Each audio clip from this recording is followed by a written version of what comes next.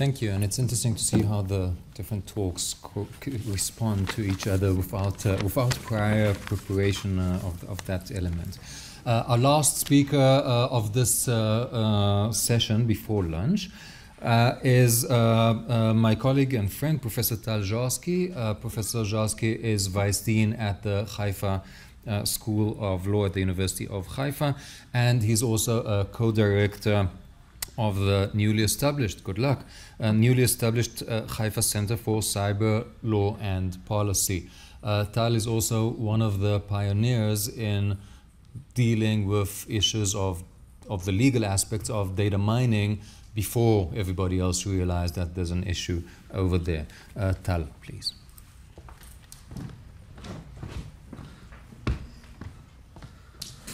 Thank you, Michael.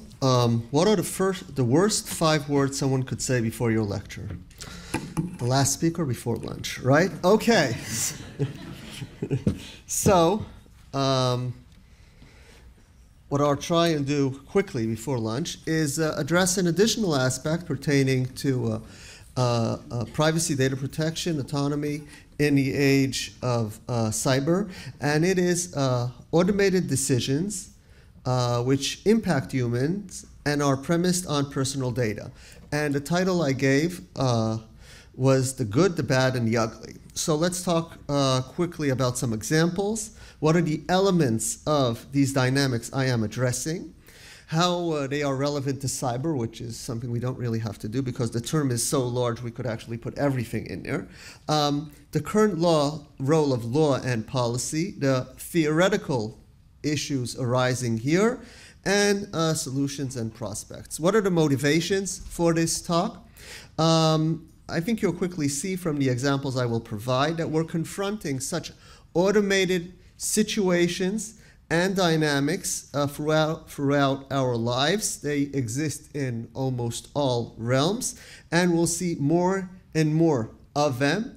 And we need to understand deeply the problems involved, the real problems and pretended problems, and only then may we move on to discuss solutions. Now, quickly, a few examples of context in which algorithms crunch personal data and provide recommendations. So one popular example pertains to the justice system. I actually was on London and Kirschenbaum yesterday discussing the Compass system in the United States, which makes recommendations as to the sentence, which should be rendered, the extent of a sentence, perhaps if the sentence should be limited, so that's another use, and even making recommendations as to the actual judgment in criminal cases. But beyond criminal cases, we see decisions made automatically in terms of credit allocation. We see many applications and new companies online trying to circumvent the existing credit models. Someone just sent me an article from the Globe's newspaper yesterday stating that Unilever is now recruiting more and more workers through an automated process. It's mostly automated. It's driven by various games and algorithms analyzing and crunching data of applicants. And of course, we see this discussion, I find this very interesting, in a very different realm, in the realm of military operations, the use of drones and other unarmed vehicles and weapons, making automated decisions in various aspects, in navigating, moving towards target, identifying target, and moving to destroy target. We see this in the security realm, and we see this in the intelligence realm. And here quickly we could see how this relates to this notion of cyber. So given the speed and complexity of cyber issues, sometimes we use automated processes in defense and in offense. And if we see this topic of cyber broadly, that's something that involves analyzing data pertaining to personal information and making meaningful decisions regarding individuals. So clearly we see the link. And we will see expansions of such uses anywhere. So there's a big dilemma in Israel regarding healthcare and hospitals. We'll be seeing many more recommendation systems in hospitals, assisting doctors and other medical staff. Other elements we'll see in banking, in finance, and in education, of course. Now, how does this pertain to law? We see it both in regulation and in the courts. So in the courts, as I appeared yesterday on TV to discuss the compass system, there was a case, Loomis versus Wisconsin, went all the way up to Wisconsin Supreme Court, and about 18 hours ago, U.S. Supreme Court denied cert on this issue, so we will not be hearing from the Supreme Court regarding the compass system, which decides upon the extent of sentences. But in that case, and this is the actual legal hook, there was an argument that this system does not provide due process due to its limited transparency, and we'll elaborate on that a bit more in a moment. So we see it in courts. We also see it in Title VII cases in the United States. Questions as to are the outcomes of these systems leading to disparate impact? Are they discriminating? Are they discriminating in employment? Are they discriminating in housing? These are issues that could be addressed in the US and in Europe. There are other directives and regulations which even provide for additional legal arguments in courts, and also regulations. So many of you probably heard about GDPR, General Data Protection Regulation, which will come into force in Europe in less than 10 months, I think. And Article 22 in the GDPR pertains precisely to this issue, to the making of automated decisions solely by a machine, which have a substantial impact on an individual and rely on personal information. And Article 22 provides various rights to individuals not to be subjected to such process. And even if exceptions do apply, they will have the right to receive the quote unquote, quote, logic, unquote, which this process entails. So we see a lot of legal issues going through the various systems, and we will have many discussions on this issue in the years to come. Now, first of all, let's try and perhaps see what this matter encompasses.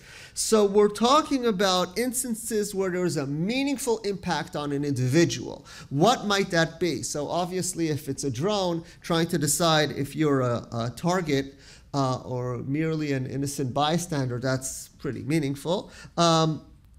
If this is a system that's going to decide upon the extent of credit to be afforded, that's probably meaningful. If it's employment, probably meaningful.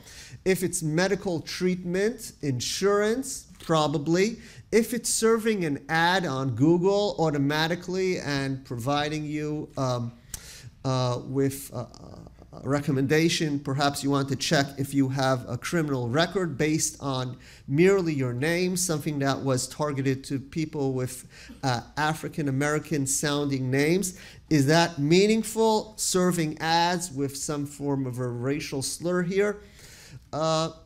Maybe, maybe not. So we have to decide upon this issue. Okay, the second question we have here is the extent of the automation. So Article 22 of the GDPR is very easy to sidestep because it states that the decision must be solely automated. Thus, providing a human in the loop sets this question aside. In the Loomis case, however, the Wisconsin Supreme Court was discussing a system that merely made a recommendation to an individual. But we all know how strong recommendations from computers are. We all have been to the airport and you say, well, I made the booking here, and you know, the agent said, well, it's not here, I'm sorry, as if this has any effect on my life. But we all have been in this process of turning the screen to you and saying, it's not me, it's the computer, right? To err is human. I don't know what about the computer. So the recommendation from the computer has a very powerful, or even say suggestion on an individual. And the Wisconsin court understood this and said that perhaps if there is a very substantial impact to the automated process, so this legal, moral, policy issue is in play. Now, the last element here is this dynamic involves the use of personal information. That's actually the legal hook that allows the GDPR to come into action.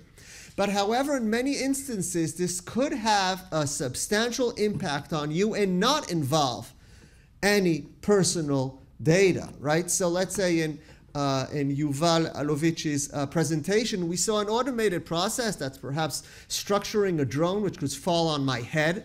And there might be a problem here, and it doesn't involve any personal data, but still, this could have substantial effects. Should we have laws on this issue? This is something that the European Commission is currently studying. Okay, so what do we think about this issue on a theoretical level? The good, the bad, and the ugly. Why is this good? Well, this is very simple, and some would say naive. A process that is fully automated is highly efficient. It allows us to grasp all the analytics. It allows us to go beyond the boundaries of the legal human mind, which has a problem correctly consulting all the needed sources and then bringing them all together and in quick speed shooting out a response. And also, it could potentially limit the ills of human decisions. And I'll tell you a secret. The individual that wrote this Compass software that was used by the Wisconsin judicial system was a criminologist. He was a professor that he wanted to use evidence-based systems. He wants to only look at evidence when deciding on these rulings, okay? So individuals have problems, they have biases. In many instances, these are unintentional, but the computer system will only do what it is told. And therefore, many of these human ills, which especially impact minorities, could potentially be limited and even sidestepped. Okay, what is the bad about this system? So Loomis, arguing before the Wisconsin Supreme Court, said, this is unacceptable because there's no due process. I know what's coming in, I know what's coming out, but inside, this is the so-called black box. Don't know what's happening inside. I want to know what's happening, and because I do not know, there's a problem with due process. I need additional transparency. Now, this is not really true that I don't know what's happening because when I see what's going in, I see what's coming out, so maybe I could understand what's happening inside. And also, we must remember, we know what's coming into the judge. We know what's coming out of a judge. What's inside, we don't know, but we know it's affected by many things. What he had for breakfast, if he fought with his spouse that day, what's happening in internal politics, what time it is, perhaps. I know that that study was rebuked. But we have to think about these differences and the alternatives here. Okay, now what are other problems here? We might have errors in the system. Now all systems have errors, but we might have systematic errors here, which we need to be concerned with. Systematic errors that lead to biases towards the weaker parts of society, potentially. So this is something that Eric Holder even said about this system in the United States. So how might we have errors? We might have errors which result from the data that's being fed into the system. The data itself might have been biased from years of biases in the way data is collected.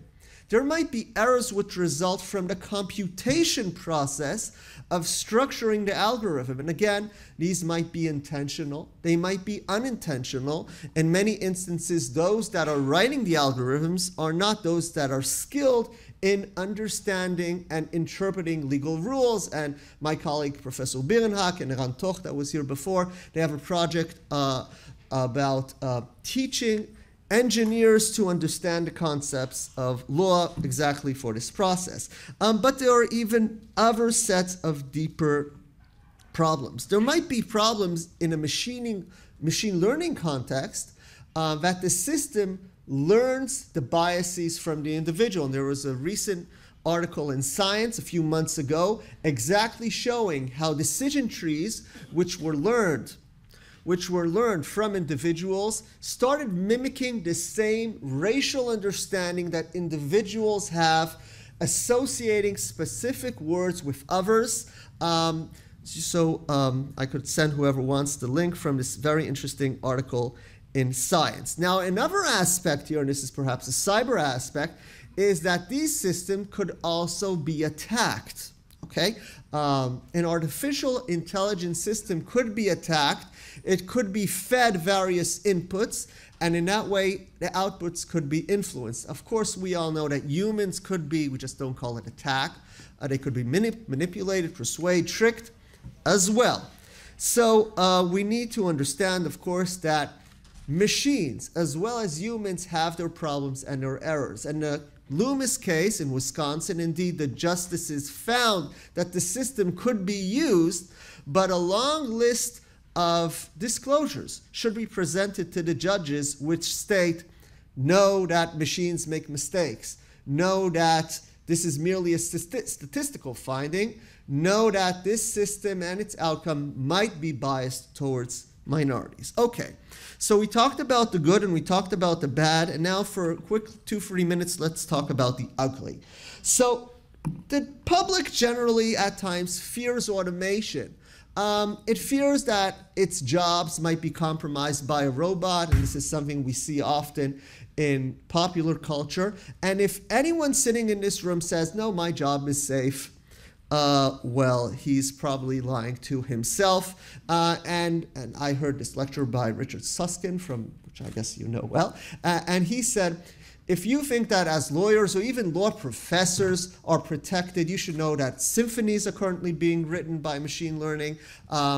So there's probably no real reason that law review articles should not be written by, and they'll probably be even better than a lot of the stuff that I'm reading now. Okay, so the public fears, and then it starts making and maybe imagining problems. Now, the very popular problems that are set forth are that decisions made in an automated process, such decisions lack morality, they lack dignity, and they lack mercy. Okay, now, a few responses. First of all, a response might be, we could teach the machine to engage in these so-called human traits. I even was recently at a lecture, and someone displayed a application in which you feed the system your moral standings, it could be religious standings as well, and then when faced in various situations, the system makes recommendations based on the moral standings you provided. So this doesn't really seem to be a problem. What do we think about dignity and mercy? Well, indeed, the system might not be merciful, but perhaps we need to think, what does mercy actually mean? Is it perhaps a code word for having an ability in the system to treat those that are perhaps in a higher status, those that are closer to the decision makers, in a more lenient way? He deserves mercy because he's more like us, unlike the others. The system, the computerized automated system, wouldn't do that, but perhaps that is something we should aspire to. Okay, so now what?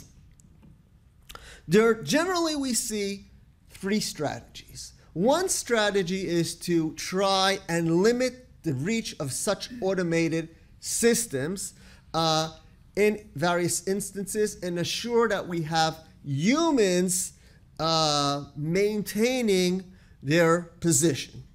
Another strategy would be breaking the black box, telling us more about the black box, understanding what the process actually is to enable us to exercise due process. But again, we have to be skeptical because we get so much information, and now we're seeing the percolation of studies in one realm, let's say in health law, in contract law, where you see that these additional disclosures, all they do is like they keep place on our screen. They lead to destroying the rainforests in Amazons, like in Brazil, but we don't really do anything with all these words floating around. And another way to deal with it, as we saw, was to provide more information to the decision maker, right? Know that this automated system has these problems, which also I've seen Harvard Law Review just a few months ago published an article on this and said, we don't really see that this is helpful. So what should we do, I think, is first of all, strive to distinguish between the good, the bad, and the ugly, especially between the bad and the ugly. Understand what is a real concern and what is a pretended one. And on a case-by-case basis, try and limit the problems, those related to the various errors. And in that way, we will possibly be able to have our cake and eat it too, benefit from automation, and assure that we don't have the problems that we discussed. Thank you very much.